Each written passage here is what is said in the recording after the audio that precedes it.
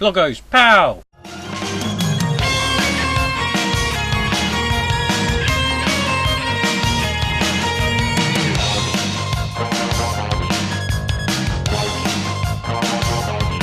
Right, let's go back to the Amiga again and look at some Taito arcade game conversions. Again, these are recorded using a real Commodore Amiga.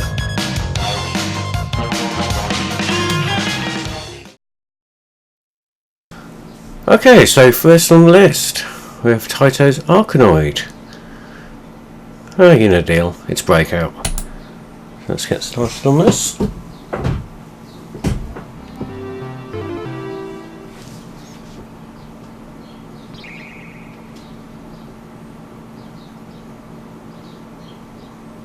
You select your round at the beginning. Let's start at the beginning.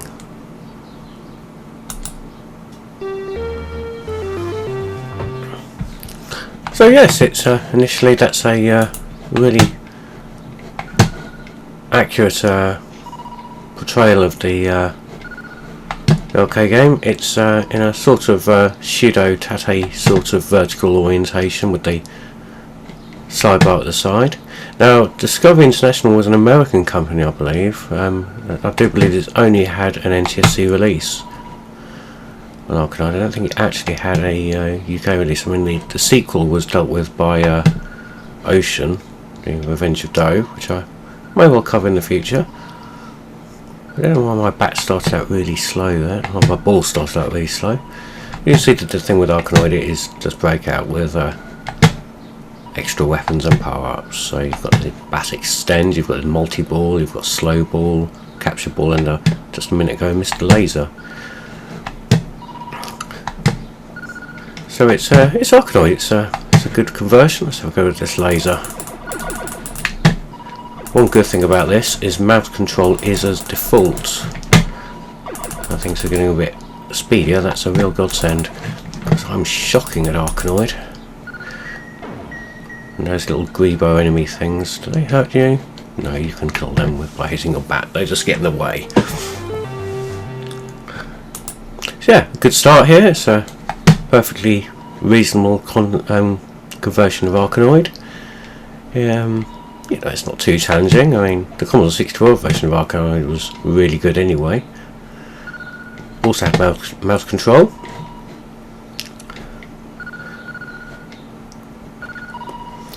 But this is, while not particularly challenging, on a technical standpoint, it's a solid enough conversion, which I think is going to go horribly wrong. These with multiple balls, and now more and more weird conehead minis coming down from the screen. Stupid conehead minis. So yeah, Alkaloid on the Amiga. Not too shabby.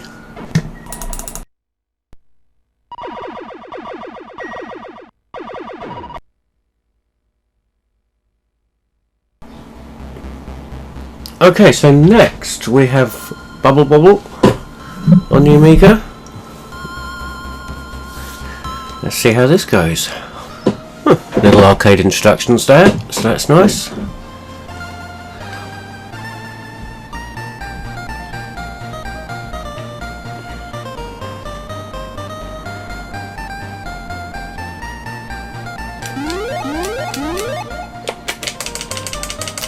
So, there we go, Bubble Bobble from Taito in 1986, I believe.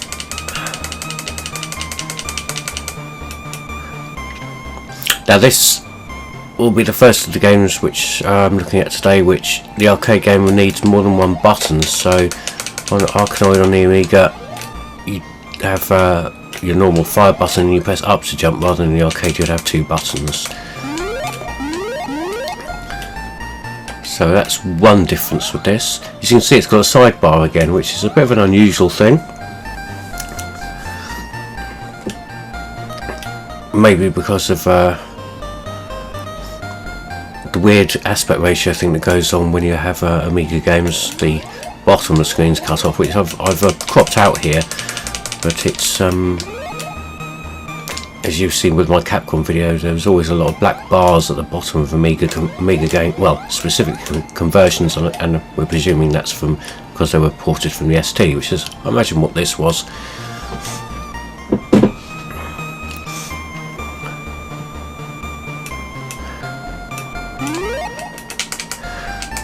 It's a good conversion. A little slower than the arcade. No, it's an all-round good egg, that is. Nothing wrong with this at all. Nice and bright and colourful. The cheery stroke annoying music is there, depending on your opinion of the music. And it seems like all the gameplay elements are intact, so that's always nice. Intact gaming elements make Bloggo happy.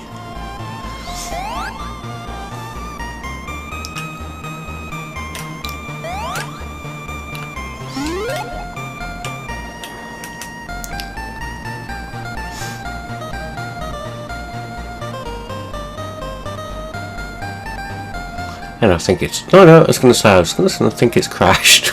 No, it hasn't. Okay, that's all good news.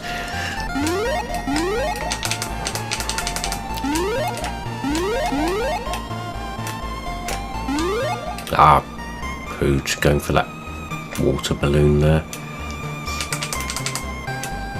Yeah, that will learn him.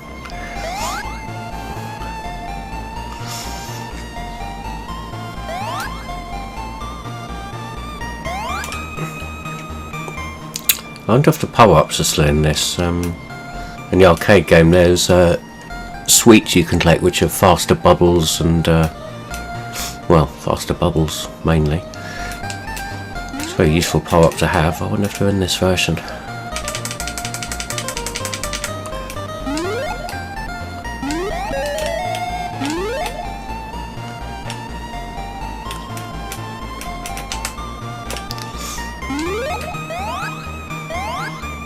But yeah, not going to play this for much longer, but it is a good conversion.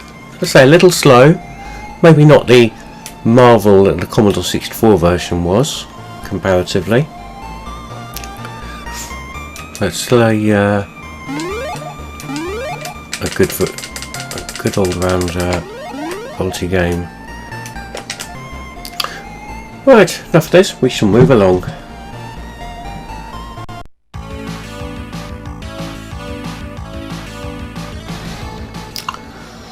Okay, so next is Chase HQ, published by Ocean, and coding, graphics and music by Tech Software. Okay, right, so let's get this started. Well, initially presentation's pretty good.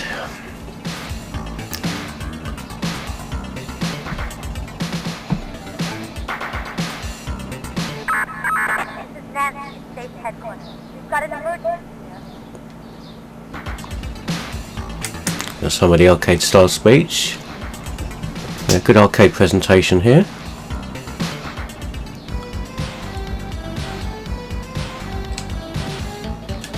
You do have a choice between music and sound effects, so I've gone for the music here. Either way, there's no speech during the game. You don't get the "Let's go, Mr. Driver," and "Push it more," sort of things from Crockett and Tubby. Now, initially, this looks a bit like the PC Engine version to me. What is surprising is if you were to look at this as compared to the driving sections from Batman the movie, released I think when this conversion came out, it was around about the same sort of time, for Christmas 1989. As a comparison, this isn't anywhere near as good as the 3D on the driving sections of Batman the movie, so I was a little disappointed because I played Batman the movie first, and that had these excellent driving sections, and Oh, Chase HQ will be like that when it comes out in the Amiga. No, it's a little limp and a little slow. Let's get some speed up with the speed boost. See, that's how it should move, but that's that's the speed boost sort of speed. So not too enamoured with this. It's I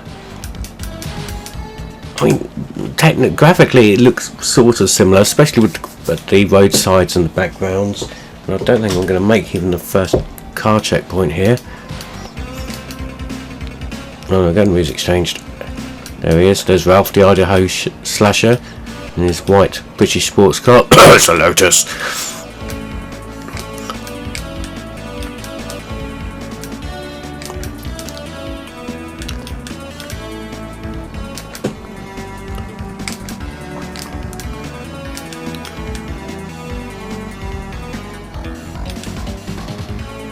But it's just not as fast and thrilling to play. It's a damn sight better than that Commodore 64 version, I'll tell you that much.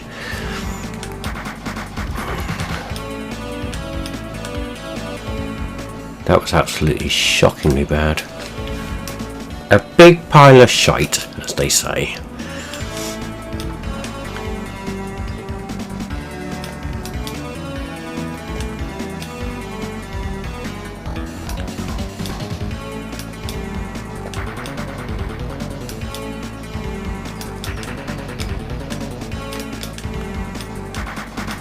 I should have this guy sorted out.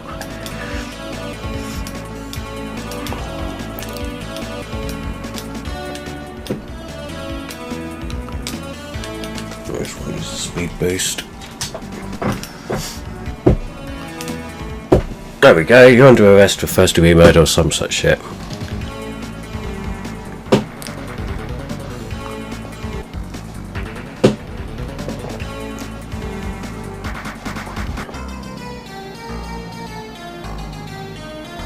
You're under arrest.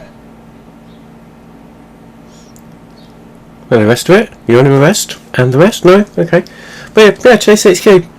Not a great conversion. It's a little average, to be honest. It's not shockingly bad like Commodore 64 version. But it's not, no. It's not all there, is it?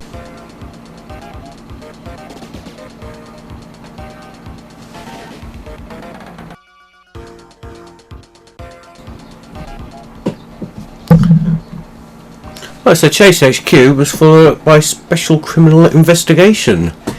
Again, courtesy of Ocean on the Amiga. Released the next year, 1990. I will get my years sorted out this morning.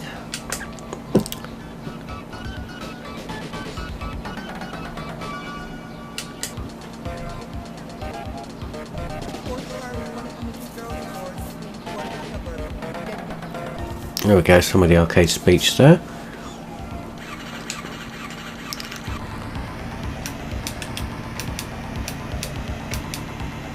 Okay, so Special Criminal Investigation, Chase HQ2. The cops had the foresight to bring a gun with them so they can cause massive collateral damage while they search for the first suspect.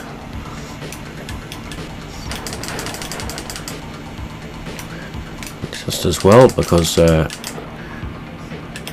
enemies turn up with helicopters and things to try and hinder you. Biker gangs.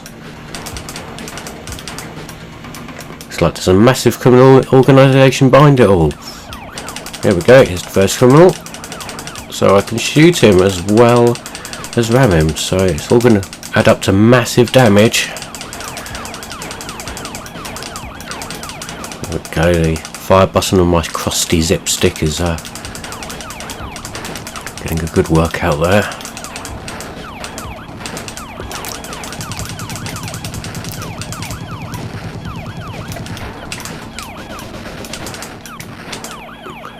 Have I hit anything with this rocket launcher yet? Yes, I appear to have done. And just wait while it loads the arrest screen.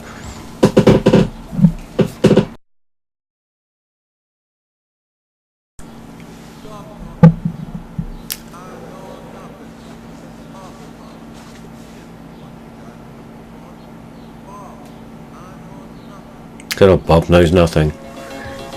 He knows nothing but Bob.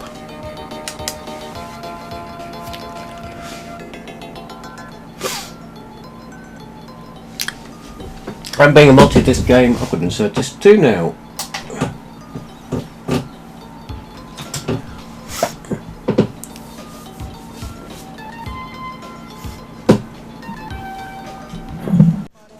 Right, here we go on stage 2. Insert disc 1 again. What?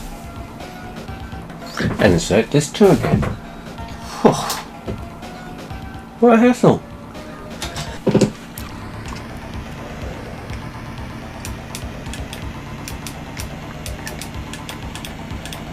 Right, the arcade version of this has like a, oh here it is, a bridge. You've got waves crashing over the bridge in the arcade version. Didn't appear to be there, but maybe they'll be there a bit later on. It just occurs to me the graphics here are very flat, almost like a letterbox sort of thing. So rather than just having a bar at the bottom like some Amiga games, you've got a bar at the top as well. So also it's been converted into my capture using a HDMI, so it gives you a 16:9 sort of aspect ratio anyway. There we go, there's the criminal hiding behind all these black Porsches. Oh, okay, he wasn't the criminal, it's just poor random sap who got caught up in the middle of everything. Now, like I said earlier, collateral damage. Well, here comes the helicopter, drops us a rocket launcher, which I blatantly missed there, but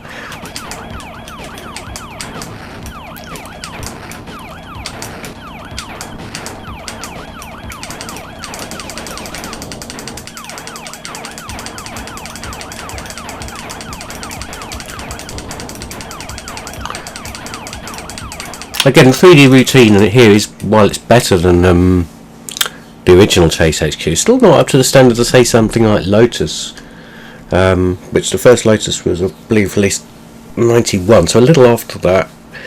No near as good as Lotus 2, that's for sure. Oh, by some strange thing there, one of the high score things is the Lotus. Okay, brilliant.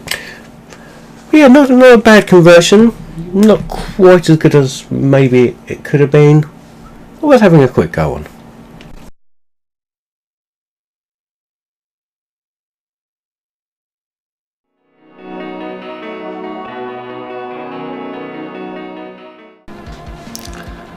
Right, so we have Darius Plus by Taito. This time converted by the Edge. Tim Langdell, hey? So let's see how this goes. Of course, Taito released Darius as a 3-screen arcade game. So let's see how this works out. So the zone select's done on screen, and the arcade game you select it by actually selecting your route outrun style at the end of the stage. So that's a bit different.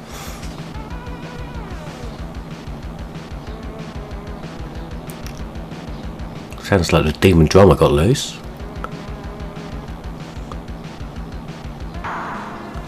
So what we have here is a game which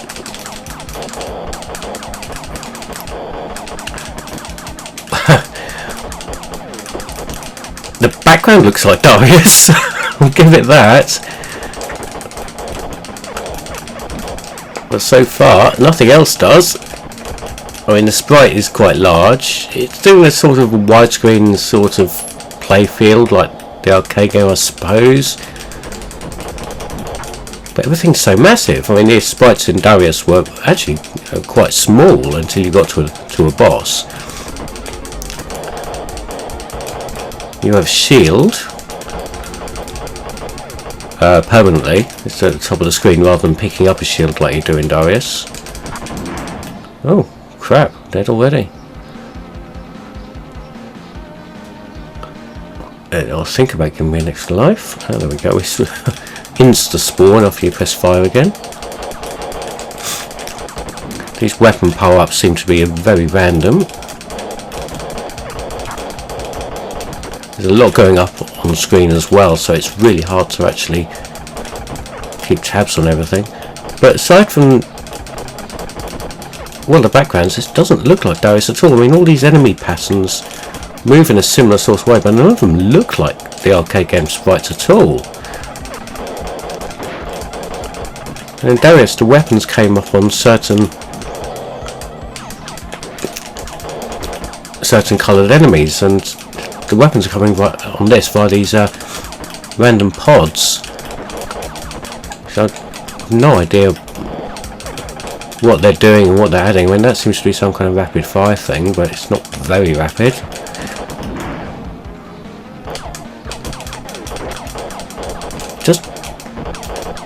It doesn't play or look anything like Darius. Oh, we're fading into the boss. Let's have a look at the first boss.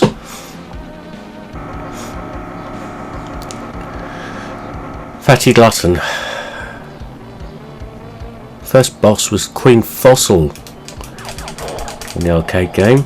Here comes Fatty Glutton. Oh god, what's it?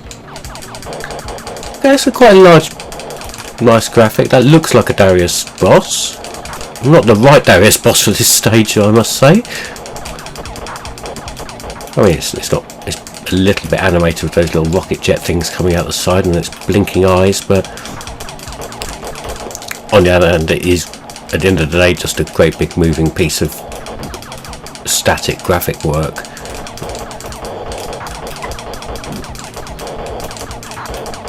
But it's, again, this is not playing like Darius at all. It's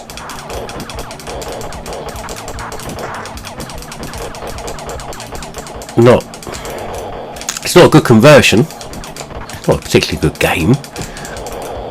It's not a dreadfully horrible game. It's just not a very good Darius game. It really doesn't look like Darius. When you see what Darius was like on, hell, the Master System, Sagaya on the Master System, a less powerful machine than the Amiga, and that had a sort of serviceable version of Darius on it. Yeah, not impressed with that. It's a bit crap, isn't it? God, the music just never ends.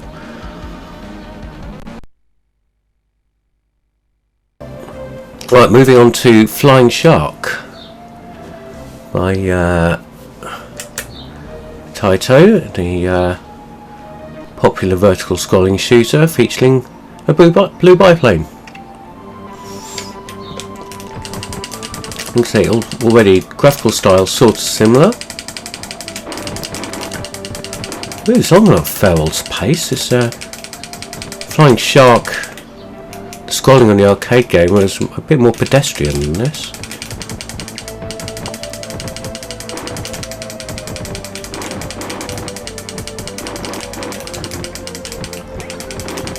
Smart bomb.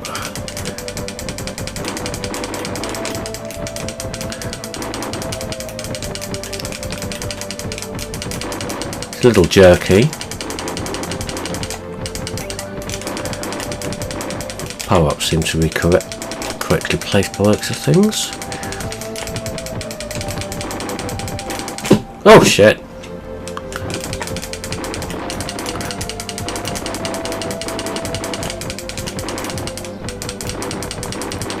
The jerkiness makes it a little bit unforgiving to play. It's let's say because the scrolling is running a bit fast, it's makes it a bit more relentless than the arcade game.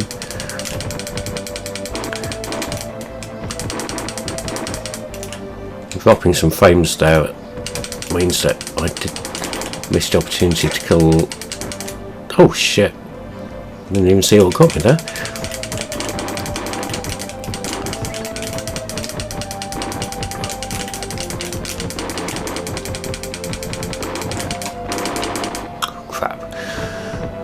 Well, yeah, so Flying Shark. There's nothing really wrong with it per se. It's just it moves a bit too fast. The scrolling is way too fast to make it play. Well, at least because I've just played the arcade game as well to compare it. It just brings into focus how that scrolling messes up the gameplay. Right, next up, we have the Ninja Warriors.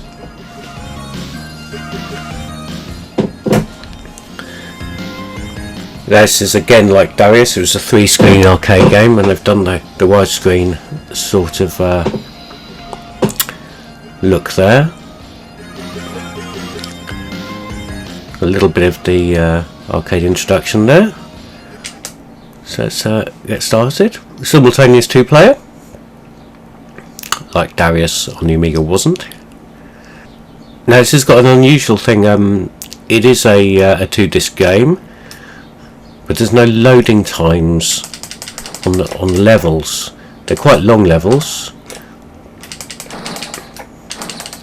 but it's got a sales curve program this, and they had a perpetual loading thing. They used it in Silkworm as well, amongst other things.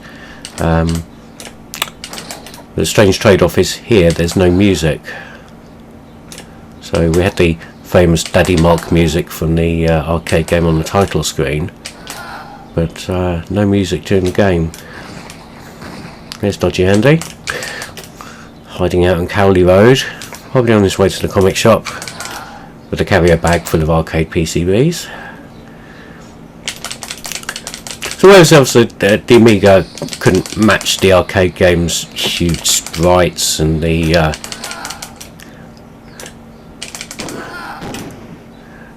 detail that came with them,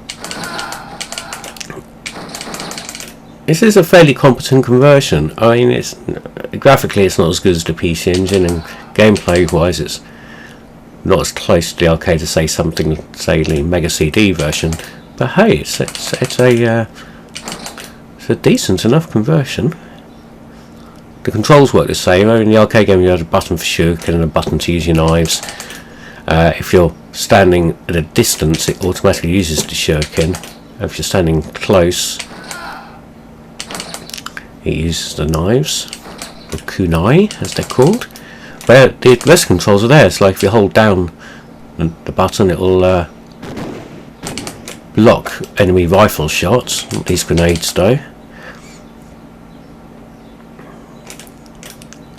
Little pause for loading there.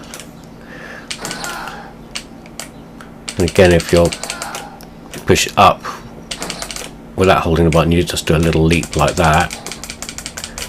But if you're holding it down, you do a somersault, which is useful for getting out of situations. I'm just about to die. There we go, we're dead.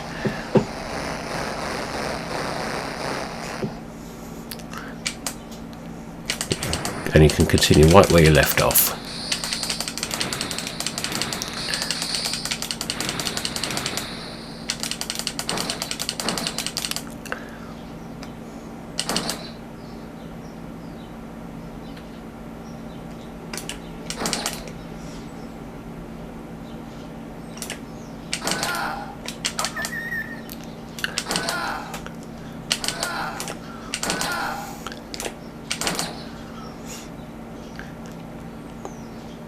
So yeah, not a bad conversion. It sort of captures the spirit of the arcade original quite nicely. It's obviously a lot more fun with 2 players. It's just a shame there's no music. It does sort of take away from the experience, the lack of the iconic Ninja Warriors music. There we go. I thought that was the end of the stage.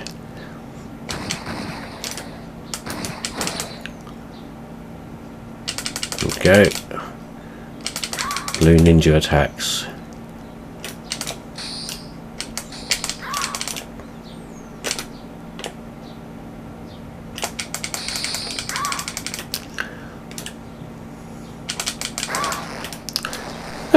Ninja Warriors. Not a bad conversion, but not the best.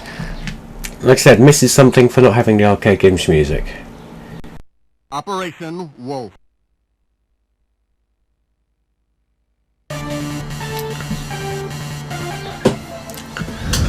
So here we got Operation Wolf. This was converted by Ocean France. Let's see how this fares. So yes, a conversion of Taito's famous point and click shoot 'em up. been dying to use that joke for years. Okay, presentations there, which is good. This is mouse controlled as well, so no clicky zip stick for this. Insert disc 2.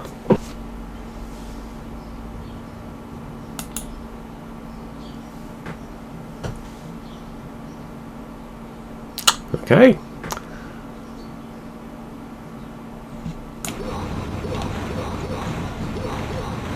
Okay, so first thing I've noticed, it looks like the arcade game. The colours of the enemies are a little, well, all green for starters, even the Specialist Forces guys. These tanks in the background, they're completely wrong. I've no idea where they got the graphics for that. But they don't appear right to me. They don't look anything like that in the arcades. Very fat vulture in the sky. And I'm going through ammo at an alarming rate. There hasn't been much in the way of ammo pickups, unless they're in these stupid crates at the bottom which weren't in the arcade game. They are. That's a bit weird.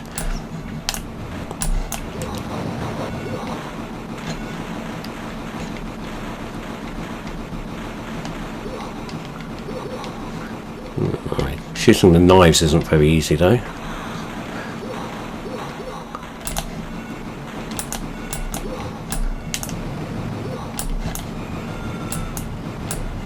Yeah, it's not very forthcoming with extra ammo, that's for sure.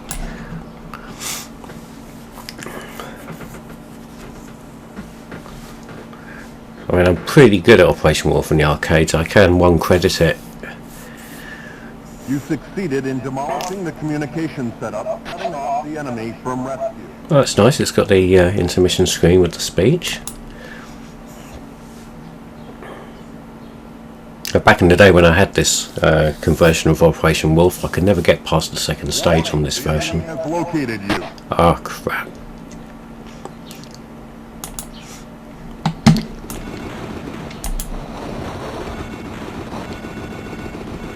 That's strange, on the side of the screen there it shows you how many enemies are left. It says there's 7 boats left. I don't see any boats, I see helicopters. And I'm dead. Insert disc 1 to see the death screen. You have sustained a lethal injury. Sorry, but you are finished here. Oh dear, poor old Roy, he's dead. Yeah, a bit of a rough conversion. It looks like Operation Wolf. It plays a bit like Operation Wolf. It plays too quickly. We're seeing that happen quite a bit. And there's absolutely not enough ammunition. Looking at the arcade game, you get a lot more in the way of ammo, even on that first stage. So yeah, looks the part, doesn't play the part there. Right, so Operation Wolf was followed up shortly afterwards with Operation Thunderbolt, again converted by Ocean. So again, they've done really well with the arcade presentation here. Got the instruction bit with the nondescript Middle Eastern country which has all terrorists.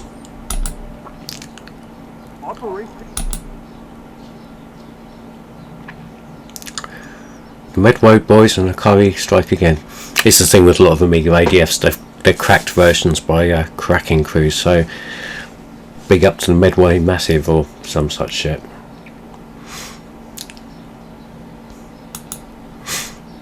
Gather intelligent information.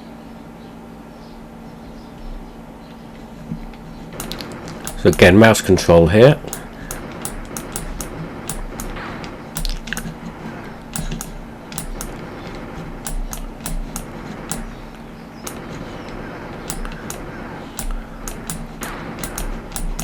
Fairly faithful recreation there. It removes a fair old chop, which to be honest, this stage the arcade game did as well. One thing, you've got no mouse pointer or crosshair telling you where you're firing. I imagine the reason there because is one of the power-ups in this game is a laser sight, which acts as it, so it would have been a bit pointless to have a crosshair on the screen then collect a laser sight, which added essentially a crosshair to the screen. So I imagine that was the reason. That it does make playing it a little confusing initially though. But you do get a good idea for where the crosshair is going to be anyway. Oh, there's the laser sight, so there we go. Again, point and click. Make it infinitely easier once you've got the laser sight.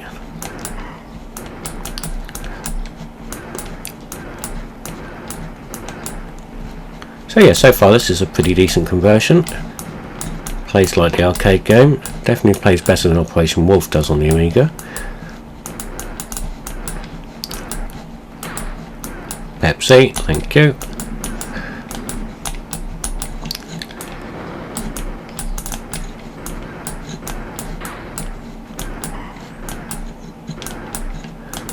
Again, this is a two-player game, so you can play with two people. If you've got two Amiga mice, that's awesome. If you've got somebody with a mouse and somebody with a joystick, there's going to be arguments.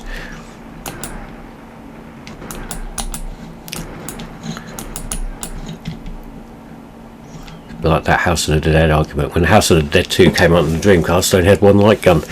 So it used to be a case of whoever got up first got the light gun, whoever got up second got the pad.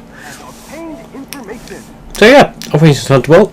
Yeah, pretty decent conversion. Yeah, good presentation. Okay, so finishing off our look at Taito games on the Amiga is going to be not technically a Taito game. I mean, it's badged as Taito. I think it was marketed by Taito back in the day. It's actually a Technos game. So this is Soldier of Light, otherwise known as Zane Dislina. This is also, well, it says here by Ace Strike Softtech. That's the Edge again. So here we go. Right, first off, we're missing two stages. Should be 5 planets at the beginning here. So we're going to go with the jungle planet, Lagto.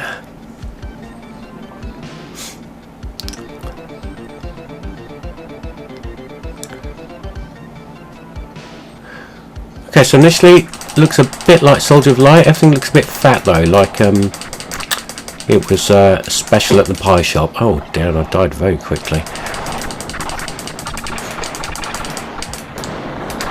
You've only got one stage of jump in the arcade game, we've got 2. Runs extremely fast, so again there seems to be systematic of these some of these conversions as they run way too fast. And as a result, you're getting constantly overwhelmed by stuff. And you've got no real way of avoiding things. I wonder if I'll actually reach the first boss to actually get that far. I haven't reached that dinosaur sub-boss yet. I think I must have a cheat turned on because I don't appear to be losing lives. Okay, this is a completely mental dinosaur flipping out there. Am I hitting it? Who knows? Let's go a bit closer.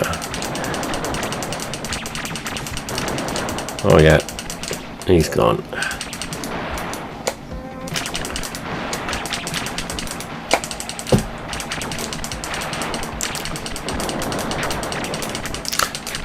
Well, Soldier Light was a really pretty arcade game. It wasn't, you know, massively technically advanced, but it was a really pretty arcade game. And this is sort of capturing some of the detail of that, but not all of it. Oh god, what the hell is that? That's not the first stage boss.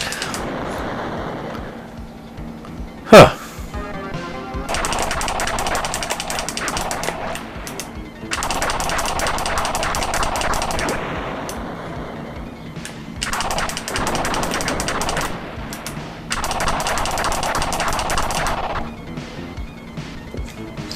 Right, so I've skipped on a bit, so I've finished the first boss. Show you what happens after the time's up. Show you what happens when you finish the stage. So you blast off into space and you have to do a sideways scan and shoot them up. So I just want to show you how that looks on the Amiga, which is massively confusing. And very fast. Give me no chance to avoid things. They spew bullets out at a crazy rate there.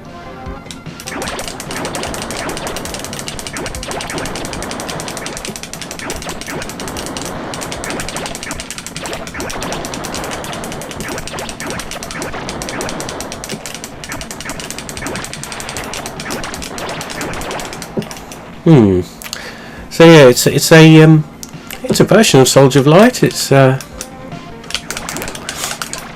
missing 2 stages. The music's, well, just listen to it. It's not good.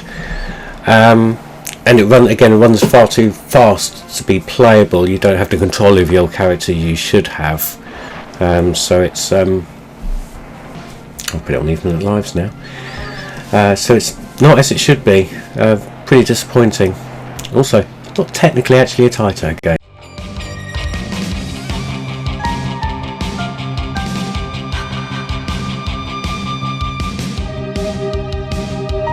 Thanks for watching. And what did you think about those conversions? What conversions did you like on the Amiga?